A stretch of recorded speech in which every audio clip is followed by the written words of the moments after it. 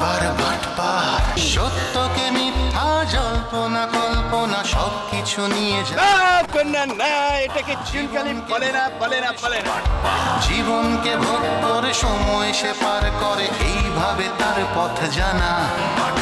সবাইকে ঠকিয়ে নিজেকে জিতিয়ে রাজা হয়ে যায় সে বারবার বাটপার। উনি বরফ কলের মধ্যে থাকে, বুঝতে পারছিস? কও কি ভাই, আমাদের গডফাদারই বরফ কলের মধ্যেই থাকে, তার কি থাকার কোনো জায়গা নেই? আরে ইডিয়েট, এই বরফ কল সে বরফ কল না। শহরের মধ্যে অনেক বাড়ি আছে না, ঘরের মধ্যে ঢুকলে পরে শরীর ঠান্ডা হয়ে যায়, সেটার কথা করছি। কিন্তু ভাই শিরম বাড়ি তো তুমি এলাকায় একটাও পাবা না। হ্যাঁ, দেখি চেয়ারম্যান সাহেবের সাথে আলাপ করে কি করা যায়। এই যে দোস্ত, কি ব্যাপার ও টাইমে দোস্ত করতেছ? হাডুডু, আমি কোনো হাডুডু বিষয়ক কথা কতি আসিনি। আমি তোমার কাছ থেকে একটা কাট টু কাট ফাইনাল ডিসিশন নিতে আসছি। ও ফাইনাল ডিসিশন কি? কও, সময় কম। তোমার শালিরে আমার সাথে বিয়ে দেবা বলে দলিলে লিখিত পরিত হয়েছে। এর জন্য আমি আমার ফুফুর বাড়িতে তোমারে থাকতে দিছি। সত্যি, এই যে ফটিক সাক্ষী। দিয়েছি, তাতে সমস্যাটা কি হয়েছে সেটা কও। সমস্যা হচ্ছে এখনো তোমার শালির সাথে আমার বিয়েটা ফাইনাল করতেছ না, বিয়ে দিচ্ছ না।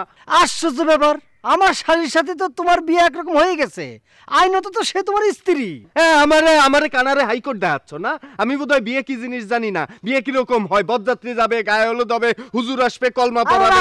তুমি থাকো, ডার্কে পড়ে থাকো, এগুলো তো সব পুরনো মডেলের বিয়ে। তাহলে আমারটা কোন মডেলের বিয়ে? আরে তোমারটা হচ্ছে আধুনিক মডেলের বিয়ে, রেজিস্ট্রি বিয়ে, কোর্টের মাধ্যমে বিয়ে হয়েছে। কও কি দোস্ত, আমার বিয়ে কোর্টের মাধ্যমে হয়েছে?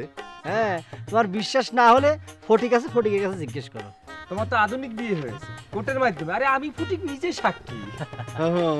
তাহলে কি তোমার শালি এখন তো আইনত ভাবে আমার স্ত্রী? অবশ্যই আলবত, আমার শালী তোমার আইনত স্ত্রী, আর আমি হলাম তোমার ভাইরা ভাই। কি করছো?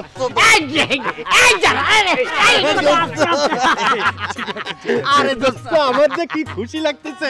তুমি কি মিষ্টি খাবে? না, তুমি কি খাবা কও? আচ্ছা খাও। তুমি আমার আপন ভাইরা, একটা অন্যরকম সম্পর্ক না? এখন তো দোস্ত খাওয়া যাবে না, হ্যাঁ ভাইরা করতে হবে। তোমরা দুজন ভাইরা ভাই হয়ে গেলে। হ্যাঁ, আমরা দুইজন ভাইরা। ঠিক আছে, একটু সময়, আমার একটু কাজ আছে তো। আচ্ছা ভাইরা ভাই, পরে কথা হবে নি? আচ্ছা ভাইরা, দেখা হবে। আচ্ছা, ওর সাথে কথা কাউ কি দেখা আছে? সুন্দরলি ভাই, শুভ বিবাহ। হ্যাঁ ঠিক আছে। ফটিক, ঠিক আছে ভাইরা ভাই, আসি। আমার ভাইরারে দেখে রাখো। হ্যাঁ,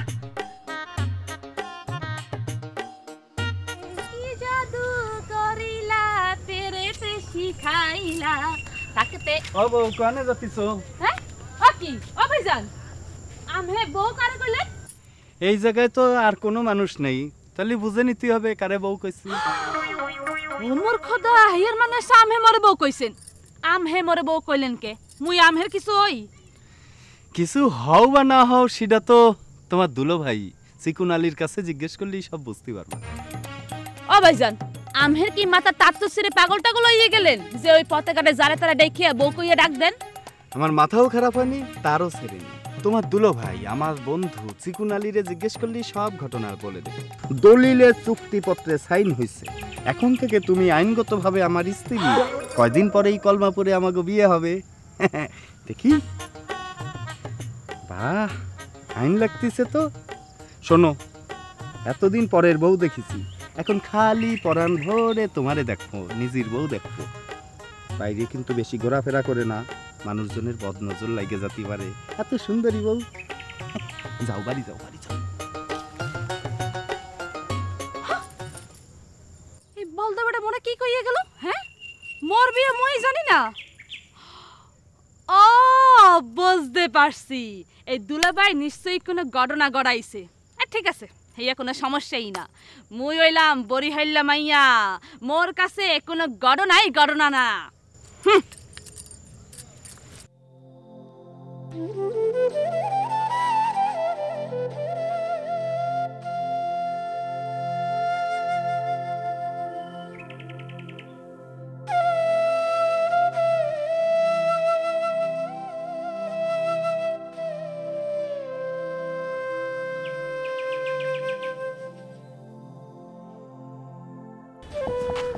সোয়ালটারে কনে নিয়ে গেলেন? বসুন। শ্বশুর বাড়ি রেখে আইছি। তার আবার শ্বশুর বাড়ি কোনটা?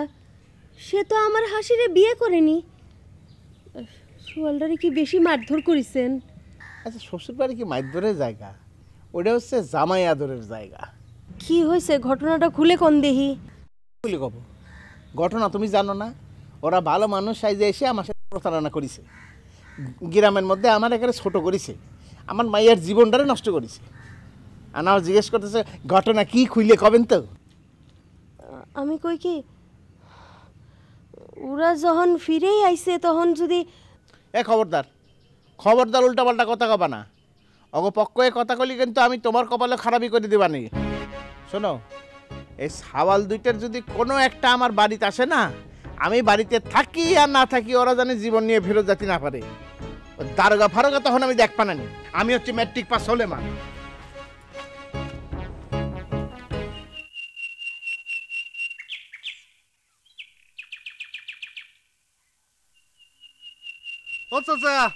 ও চাচা দাঁড়াও, মিষ্টি খেয়ে যাও।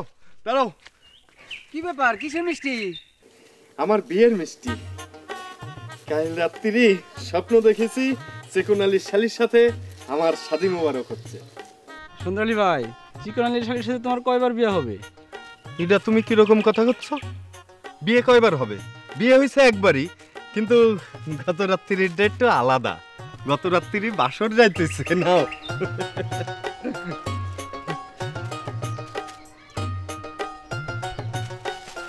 কিরাম পাইন না?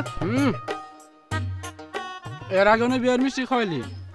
মিষ্টি খাওয়াইছিলাম নাকি? হ্যাঁ খাওয়াইছে তো। সেটা তো বিয়ের কথাবার্তা ফাইনাল হয়েছে এই কারণে। আর আজকে একটা কোন বাবদ? এইবার কলাম না চাচা, তুমি বুঝতে পারতেছো না? বাসর রাত্রি আমার নিজের কাছে কিরাম লজ্জা লাগছে। চলো দোয়া করো। আচ্ছা পাগল।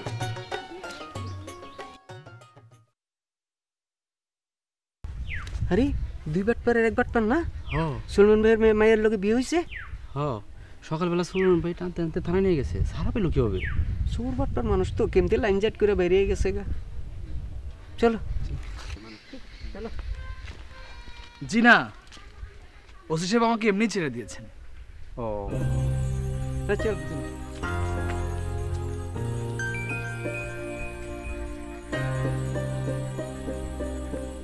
হ্যালো। হ্যাঁ রতন, কি অবস্থা? হ্যাঁ খবর ভালো। তুই কি হাসিদের বাড়িতে গিয়েছিলি? কি অবস্থা? হ্যালো, কিরে কথা বলছিস না কেন?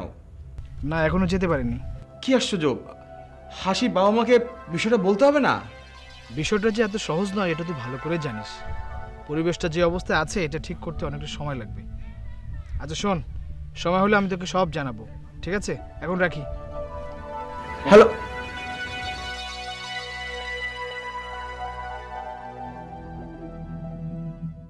কোনো সমস্যা হলো না তো?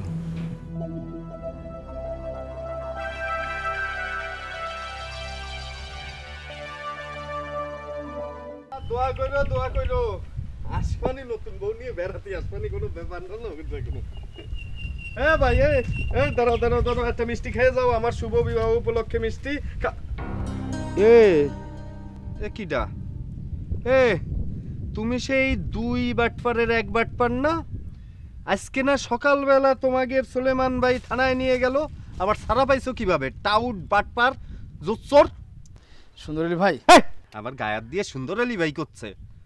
আমাকে এই সুলেমান ভাইয়ের মতো একটা সাধারণ সুন্দর মানুষ রে তুমি ঠকাইছো, তার মায়ের জীবনটারে তুমি ধ্বংস করিছো। আবার সুন্দর আলী ভাই করছো ঠক বাটপার প্রতারক।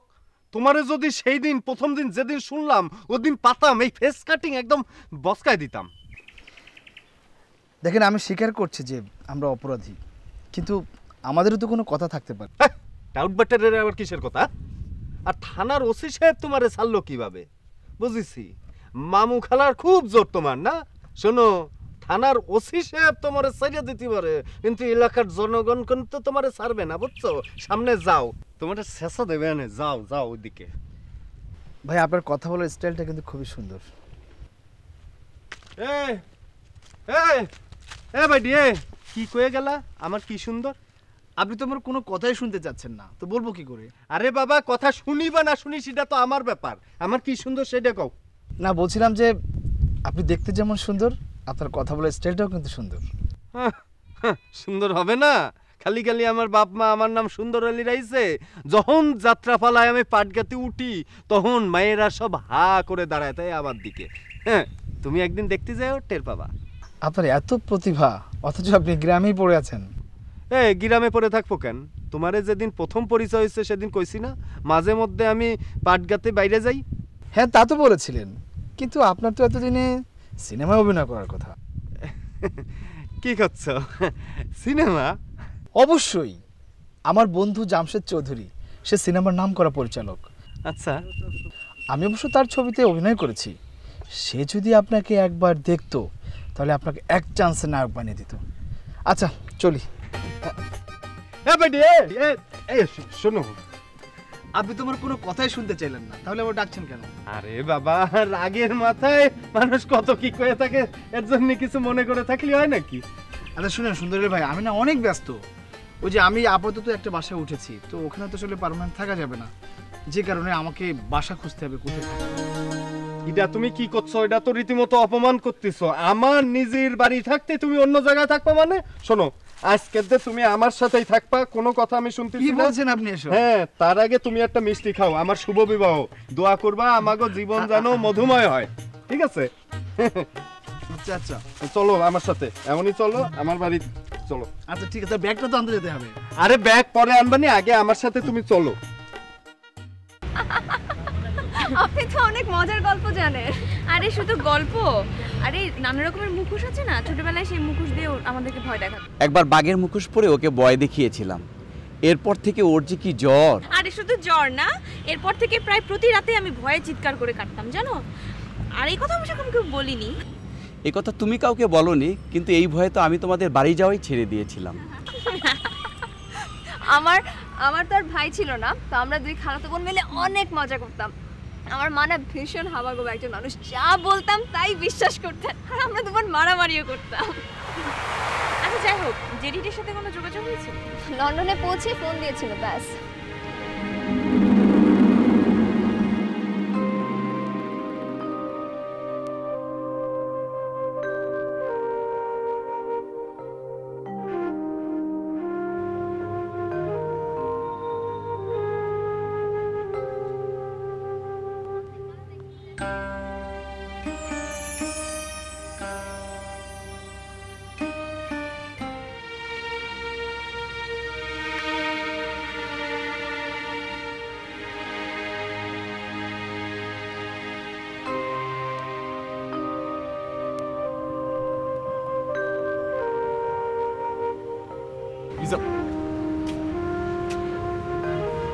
আপনি নিশ্চয়ই রতনের কাছ থেকে আমাদের বিষয়টা শুনেছেন।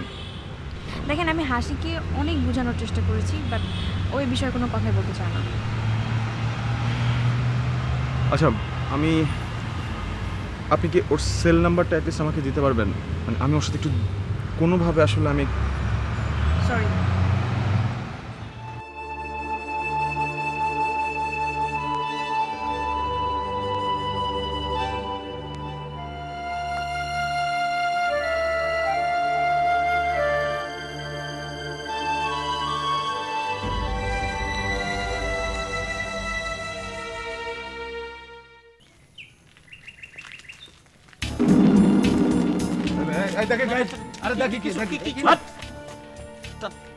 টাকা কি ভাই, এইভাবে পথে গেলে টাকা গুনলে টাকা ছিনতাই যেতে পারে না কি? ঠিক কিনা? হ্যাঁ জি, কথা সত্য। আসলে হয়েছে কি, ওই টাকা কালেকশন করতে করতে অনেক সময় চলে গেছে। ও বুঝতে পারিছি, কালেকশন করে টাকা গুনার সময় পাননি। কি সত্যি তো? জি জি, সময় পাইনি, টাকা গুনতে সময় পাই নাই। আমরা গুনে দিয়ে আসবেন, আপনি জান গা। আমার সমস্যা হবে তো। মিয়া ওস্তাদ করো না, টাকা গুনে পরে দিয়ে আসবে রে। যাও নিজের কাছে যাও। এই বেশি বাড়াবাড়ি করলি ওই যে আঙ্গুরির সাথে যে তোমার ভিডিওটা করেছি ওইটা আমরা ফাঁস করে দেবো, ঠিক আছে? যাও যাও কাছে যাও।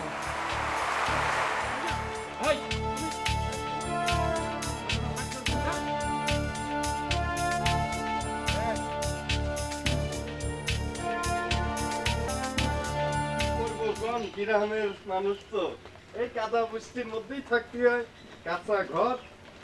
দেখেন কি হয়। আসেন, এটি হচ্ছে আমার ঘর। এখন দে এখানে থাকবেন খাবেন কোনো ব্যাপার না। এখন আপাতত সিঙ্গেল আছি তো, কদিন পরে অবশ্য ডাবল হয়ে যাবানি। যাক, আর সোলেমান ভাই শুনলে একটু মন খারাপ করতে পারে, কিন্তু আমার তো কিছু করার নেই, ঠিক না?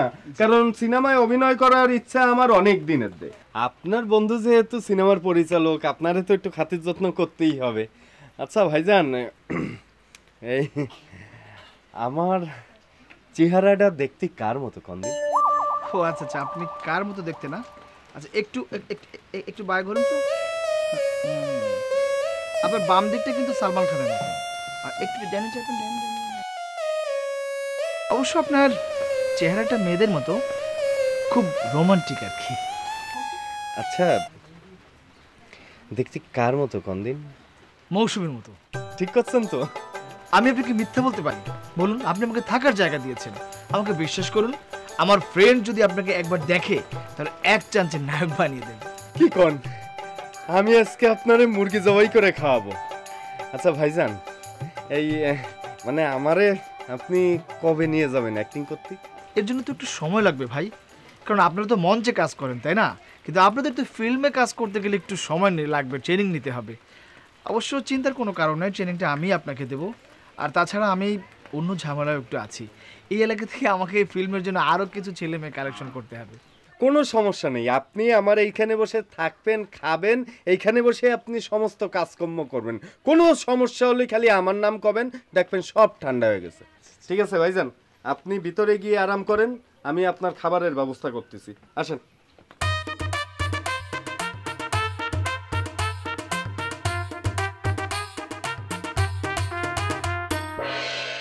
তোমার কথা কোনো মাথা মুন্ডা বুঝতেছি না। রতনটা কয়দিন ধরে দেখতেছি না। রতন কি আছে নাকি নাই, দেশে না বিদেশে, আমি কেমনে কমু?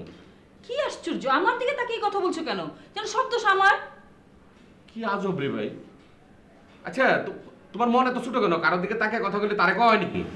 আচ্ছা বাবা, আমি এই বিষয়টা জানি।